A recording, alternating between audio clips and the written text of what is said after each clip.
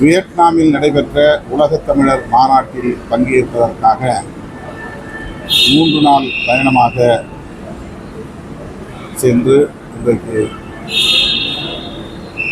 தமிழ்நாடு திரும்பியிருக்கிறேன்.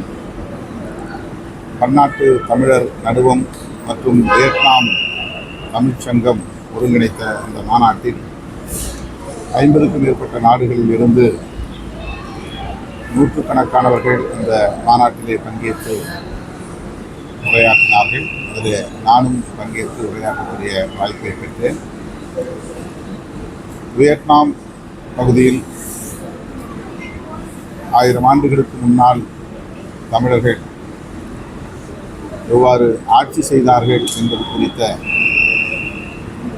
விவரங்களை அதில் பங்கேற்ற தமிழறிஞர்கள் எடுத்துரைத்தார்கள். அந்த பகுதி மைஷன் என்கிற பகுதிக்கு சென்று அங்கே சேதப்படுத்தப்பட்டிருக்கிற சிவன் கோயில் ஆகியவற்றையெல்லாம் நாங்கள் பார்வையிட நேர்ந்தது. இந்த வாய்ப்பு கிடைத்தது. இந்த பயணம் இந்த மகிழ்ச்சி அளிப்பதாகவும் நமது வரலாற்று தடங்களை அறிந்து கொள்வதற்கான வாய்ப்பை வழங்கியதாகவும் அமைந்திருந்தது. ஒரு வெற்றிகரமான பயணம் மகிழ்ச்சி அடைகிறது. இந்தி திணிப்பு என்பது ஒரு திட்டமிட்ட அரசியல் நடவடிக்கை. இந்தியாவை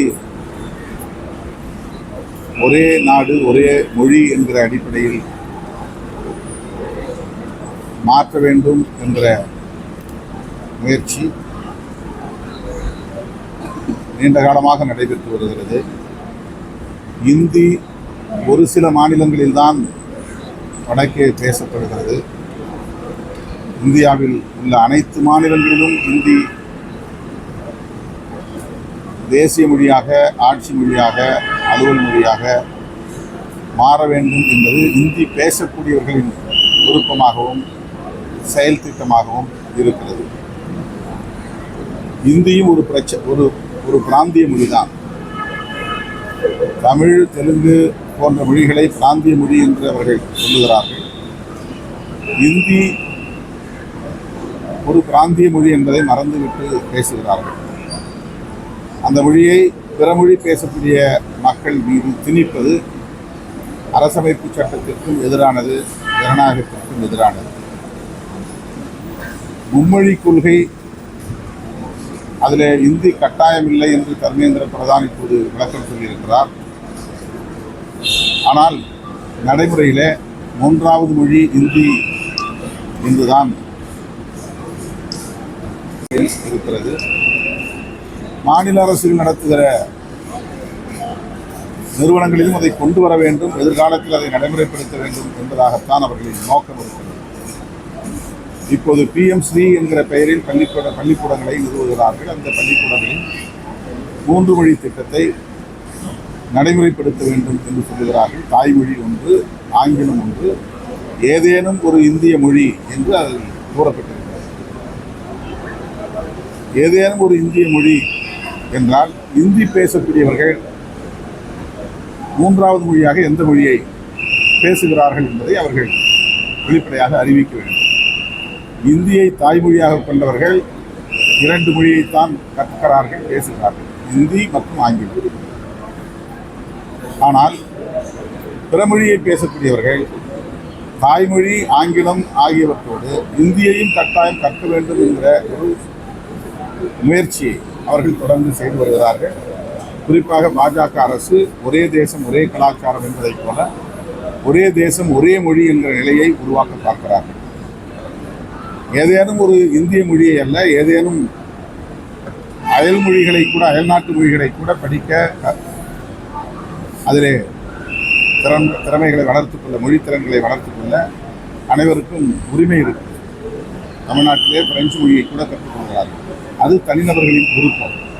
ஆனால் இது தேசிய கல்விக் கொள்கையிலே ஒரு கொள்கை நிலைப்பாடாக வைத்து இந்தி அல்லாத பிறமொழி பேசக்கூடிய மக்களின் மீது திணித்து சில 10 ஆண்டுகளுக்கு பிறகு தமிழ்நாடு உள்ளிட்ட இந்தி அல்லாத பிறமொழி பேசும் மக்களை இந்தி பேசக்கூடிய இந்தி வாடாக்களாக மாற்றுவதுதான் அவர்களின் நோக்கம். அதைத்தான் நாம் எதிர்க்கிறோம், கூடாது என்கிறோம். ஆனாலும் அவர்களின் பிடிவாதத்திலிருந்து கொஞ்சம் கூட தளரவில்லை, மாறவில்லை என்பது அதிர்ச்சி அளிக்கிறது. தமிழ்நாட்டை பொறுத்தவரையில் இந்தி திணிப்புக்கு ஒருபோதும் இடம் இருக்காது என்பதை மீண்டும் அழுத்தமாக சொல்ல கடமைப்பட்டுள்ளது.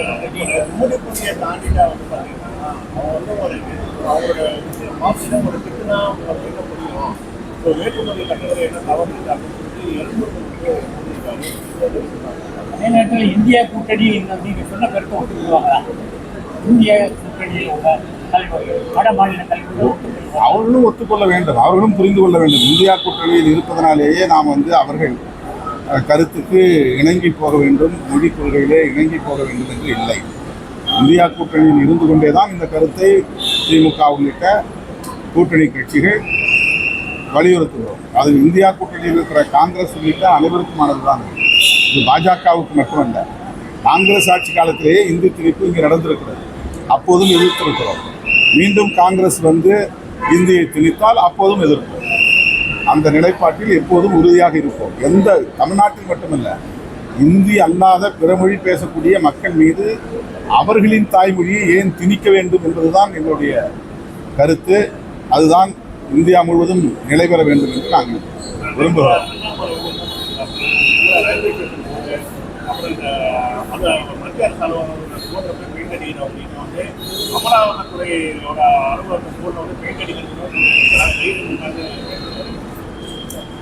அண்ணாமலை பேசுவது இரண்டாவாதம் பேசுகிறார். அவருடைய அரசியலை இங்கே நிலைநாட்ட வேண்டும் என்று விரும்புகிறார். அவர் கர்நாடகாவிலே இருந்தால் நான் கன்னடன் என்பார், தமிழ்நாட்டிலே வந்தால் நான் தமிழன் என்பார், ஆர்எஸ்எஸ் கூடாரத்திற்கு போனால் நான் இந்து என்பார். இப்படி பல வேடம் போடக்கூடியவர் அண்ணாமலை. ஆகவே அண்ணாமலையின் பேச்சுக்கு தமிழ்நாட்டில் யாரும் உரிய முக்கியத்துவம் தரமாட்டார்கள். அவர் பேசுவதை இரண்டாவாதமாகத்தான் கருதுகிறார்.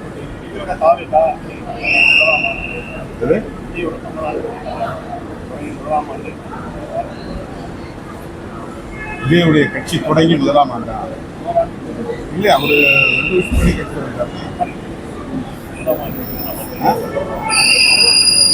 கட்சி தொடங்கி 2 வருஷம் ஆச்சுங்க. 2 வருஷம் ஆகுது.